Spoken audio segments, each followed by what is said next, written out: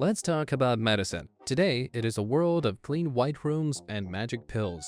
You get a headache, you take a pill. You feel a little sad, you take a different pill. You have trouble in the bedroom, there is a whole rainbow of pills for that. We live in an age of medical wonders. We can walk into a pharmacy with a dozen problems and walk out with a dozen solutions. It is easy to take this for granted. It is easy to complain about the taste of your cough syrup or the size of a tablet. But we should all be very thankful, because history tells a different story. The path to modern medicine was not a clean straight line. It was a messy, winding road full of strange ideas and horrifying mistakes. For thousands of years, figuring out how to fix the human body was a game of trial and error, and the error part was a lot more common than the trial part. We are talking about cures that were not just ineffective, we are talking about cures that were disgusting, terrifying, and often much worse than the disease itself. So today, we are going to take a journey back in time. We are going to explore the darkest and weirdest corners of medical history. We are going to look at 8 cures that will make you hug your doctor and kiss your pharmacist. These are the kinds of treatments that make a simple cough feel like a luxury. We will start with the merely strange and work our way up to the truly shocking. So buckle up, it is about to get weird. Our first stop on this journey of questionable medicine involves something you produce every single day. Something you probably just flushed down the toilet a little while ago. I am talking about urine. Yes, pee. For thousands of years, people believed that drinking their own urine was a powerful form of medicine. This practice, known as urine therapy, was surprisingly popular in many ancient civilizations. The thinking was that urine contained powerful life forces or essences that could heal the body from the inside out. Ancient Romans, for example, were big fans of urine. They used it for all sorts of things. Dentists would recommend it as a mouthwash to whiten teeth. They believed the ammonia in aged urine had powerful bleaching properties. Just imagine going to the dentist for a cleaning and being handed a cup of old pee. It sounds like a practical joke, but it was a real treatment. People would also drink it to treat everything from asthma and arthritis to indigestion and migraines. Some even believed it could cure cancer. The application was not just internal. People would also rub it on their skin to clear up allergies or massage it into their gums for better oral health. The practice did not just stay in the ancient world. In the early 20th century, a British man named John W. Armstrong made it popular again. He was a naturopath, which means he believed in natural healing. He wrote a book called The Water of Life, a treatise on urine therapy.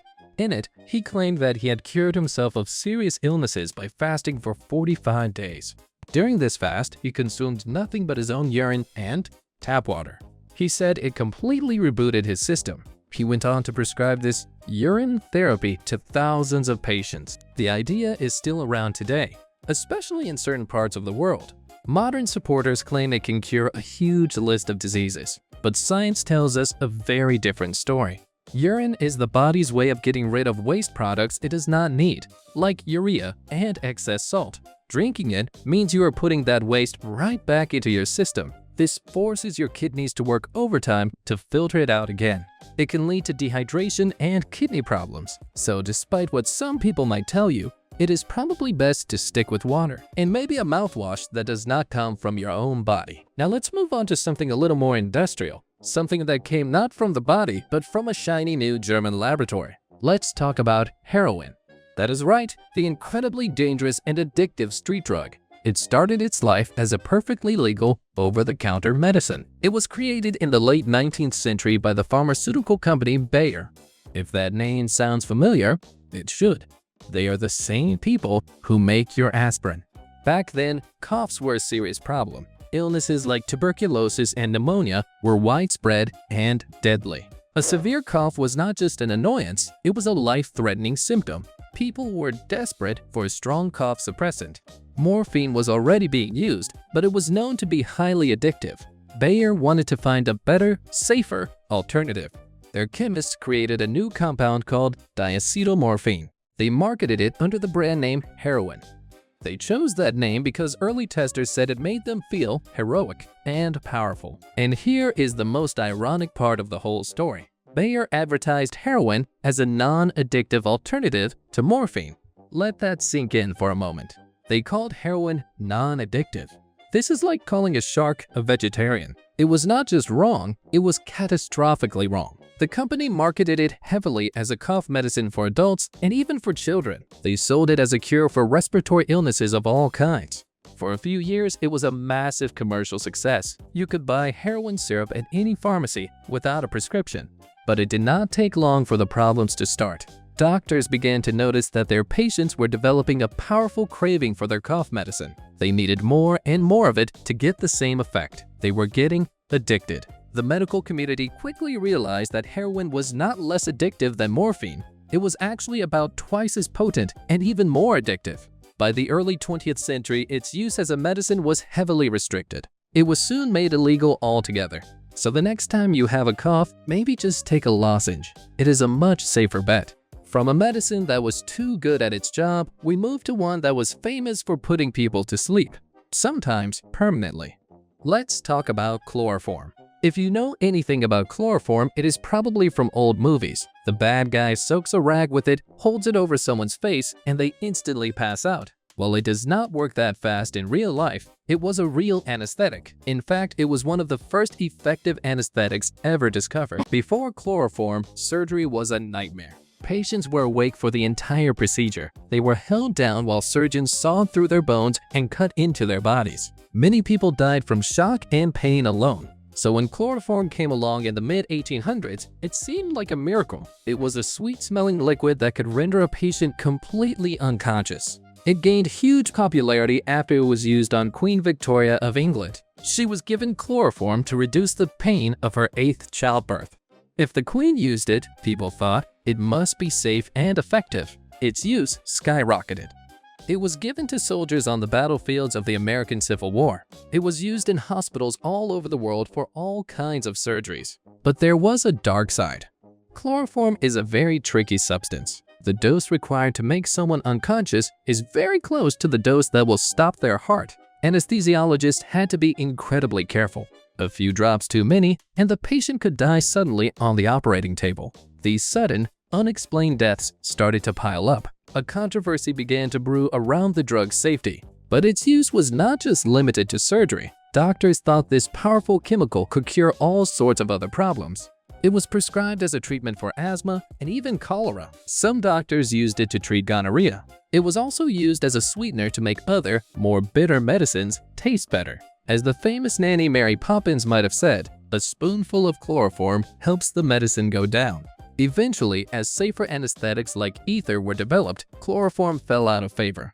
Its reputation was forever tarnished by the spike in deaths and its later association with crime. Today, it is mostly just a relic of a more dangerous time in medical history. Alright, we are moving up the scale of weirdness now.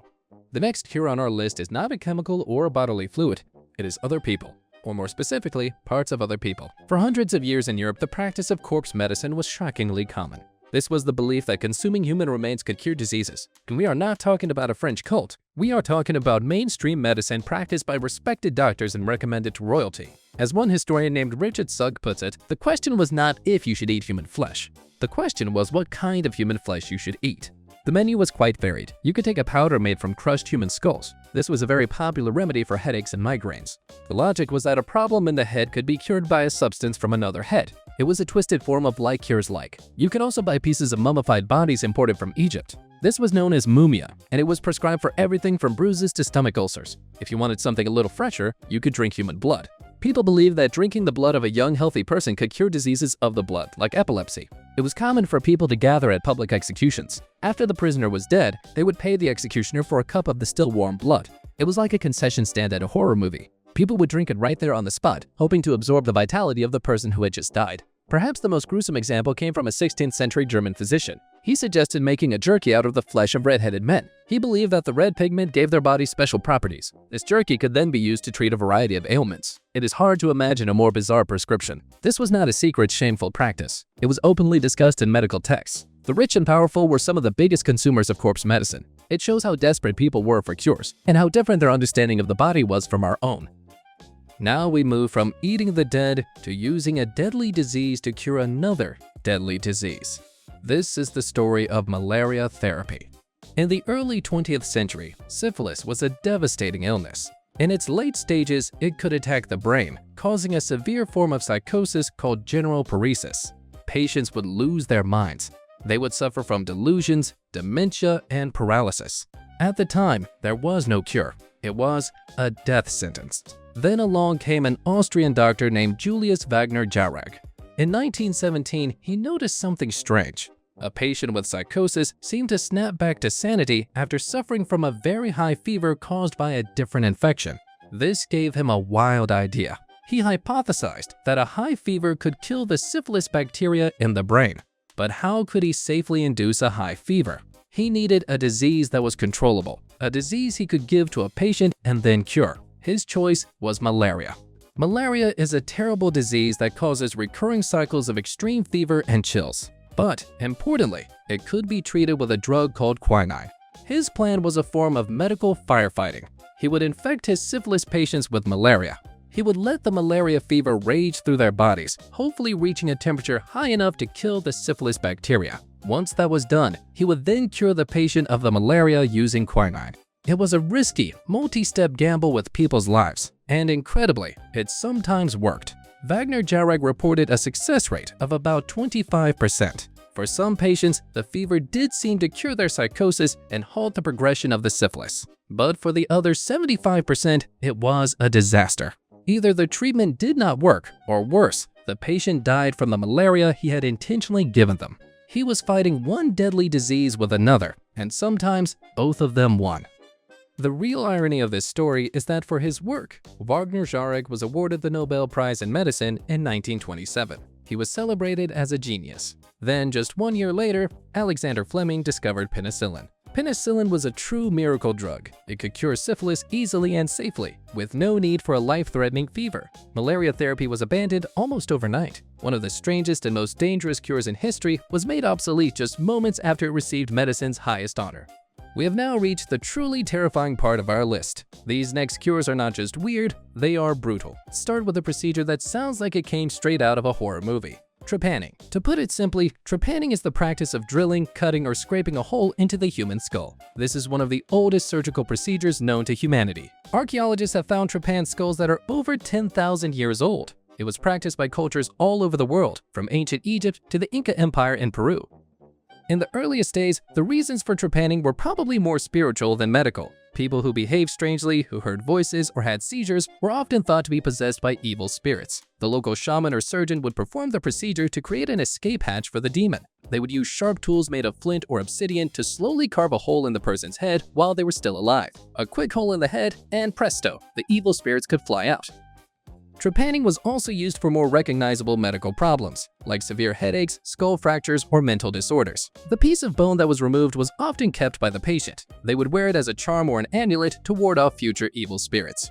Wearing a piece of your own skull as jewelry is probably one of the most hardcore things a person can do. You might be surprised to learn that many people survive this procedure. Evidence of healing around the bone shows that some patients live for years after having a hole drilled in their head. But it was incredibly dangerous. Without anesthesia, the pain would have been unimaginable. Without an understanding of germs, the risk of infection was massive. Imagine someone taking a sharp rock to your head to cure your bad mood. It is a terrifying thought. A modern version of this procedure, called a craniotomy, is still used today, but now it is done by highly trained surgeons in a sterile environment with plenty of anesthesia. It is used to relieve pressure on the brain after a traumatic injury. It is a life-saving technique, but its ancient origins are dark and brutal. Our next cure is somehow even more horrifying. It takes a common life-giving substance and turns it into an instrument of death.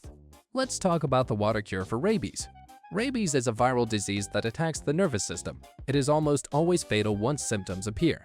One of the most famous symptoms is hydrophobia, which is an intense fear of water. As the disease progresses, it causes incredibly painful spasms in the throat muscles. This makes it impossible for the victim to swallow. Even the thought of drinking water can trigger these agonizing spasms. This is also what causes the classic foaming at the mouth. The victim can no longer swallow their own saliva. So in the ancient world, doctors were faced with a patient who was terrified of water. Their logic was simple, if a bit twisted. The way to get over a fear is through exposure.